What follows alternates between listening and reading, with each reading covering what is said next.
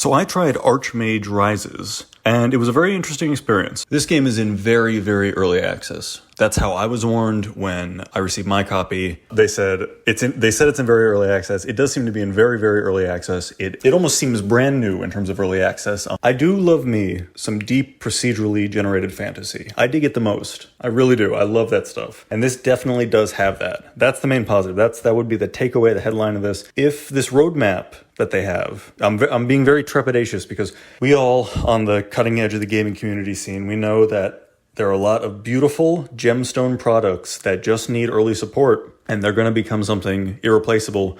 There are also a lot of situations where, not through even deception or anything, but there's a lot of situations where the creators and the PR team are not in touch, and then like promises get made. Yeah, so I mean, this team appears to be building a fantasy engine, which it has the potential to do some really cool stuff down the line. So when I first got a copy of this game, the reviews were mostly positive for both recent and overall. And the recent one has actually changed to mixed. And I think that's because I probably received this copy as like a batch that were sent out to people. And there's been some like backbite on Steam. So that's all, you know. So full disclosure, I played for about 3 hours. And this was on a reviewer's copy, basically. I was invited to play this game. For positives, I also really like there is a lot of hand-drawn art, or it appears that way, like specifically designed. They're clearly working with like a visual artist.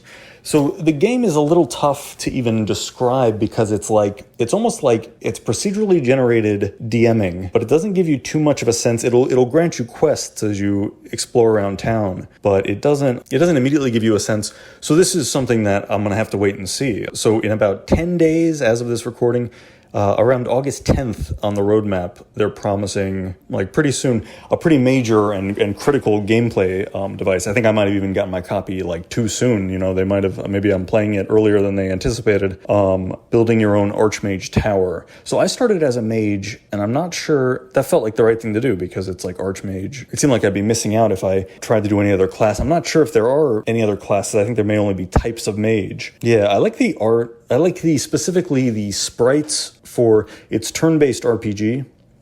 You know, so like you do an attack and dice are rolled. If you've ever played Pokemon or Final Fantasy or, you know, any classic, you know, old school RPG where it's just you turn-based, you make your decisions, the enemy team makes their decisions. That's probably my favorite part so far. Okay, but you know, if we're just playing with like the bare bones of a fantasy engine, I'm gonna get weird with it, and I'll be honest. So a big part of the marketing or how they pitch this game is like the whole world is procedural. You will live your whole life. And they said that there's permadeath, but at least as I played, there actually wasn't. Because, okay, so permadeath, as I understand it, is like it deletes your save. If you mess up, that character is done. And I ended up, so just to play through I made sure, you know, over the 3 hours I tried it, I made sure to play a whole life. And as it started to get a little repetitive. It started to feel like I had kind of checked out everything that at least existed in this alpha build, but I went, so I'm like, I'm going to get myself killed. So and I'll try to include these screenshots here. It was nighttime, and they have this cool mechanic where you have to go in through the town gate, or you can sneak over. It has like good D&D, like tabletop, like dice rolling, where you have options, and you roll dice, and then, you know, there's consequences and risk and reward. But, so that's good, you know. I definitely don't mean to be too negative on this game. It's very early. It's cool, but when you talk about something like, and you're like, oh yeah, it's really, really cool, you know, people are going to assume that it's also a completed game, and I don't want to give people that impression. It's definitely not a completed game or even close to that yet. We're just talking this fantasy engine, honestly. But I decided I was going to get myself killed, so I was like, I'm just going to take all the risks. I'm going to start fights in the bars. I'm going to try to just, you know, risky behavior, try to bribe guards, try to just any antisocial option, I'm going to go for it. And I ended up failing to bribe guards and then resisting arrest, and then pretty easily, like I hadn't even played, I only played like 3 hours, but I had already out-leveled all the guards of this town, and so I murdered them all with magic. At that point, again, because this is very early alpha, the engine still forced me to either sneak in through the front gate or try to scale the wall of the town. And there was no guards, so how could I fail walking in through the front gate? But I did fail. I failed actually a multiple number of times, failing these stealth checks, even though I'd already noisily killed all the guards of this town. But so I walked in, and I end up escalating.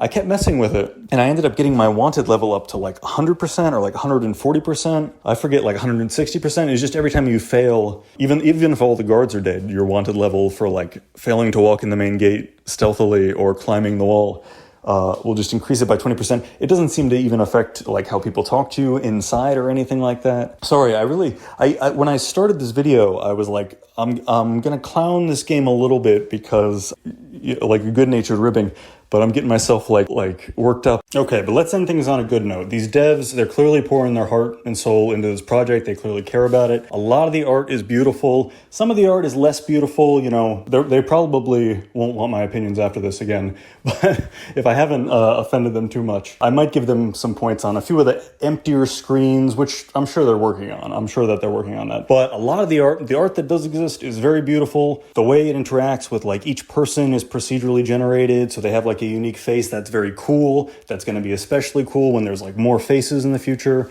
more face like presets. There's a few that are very identifiable. There's like a rotund man one that I've noticed I keep seeing. They're working on that. So a lot of the art is very cool. I like the premise. I like the idea of it being like, you know, taking tabletop DMing in a like kind of procedural direction digitally. That's very admirable. I think that's really awesome. And yeah, thank you for listening. I think that's all I have to say for Archmage Rises for now. If the roadmap proceeds as promised, I'll be presumably getting those updates via my copy. And if I'll check it out. If I'm impressed again in the future, I will definitely do more videos just to let everybody know that it's going in a good direction. And yeah, I'll catch everybody in the next video.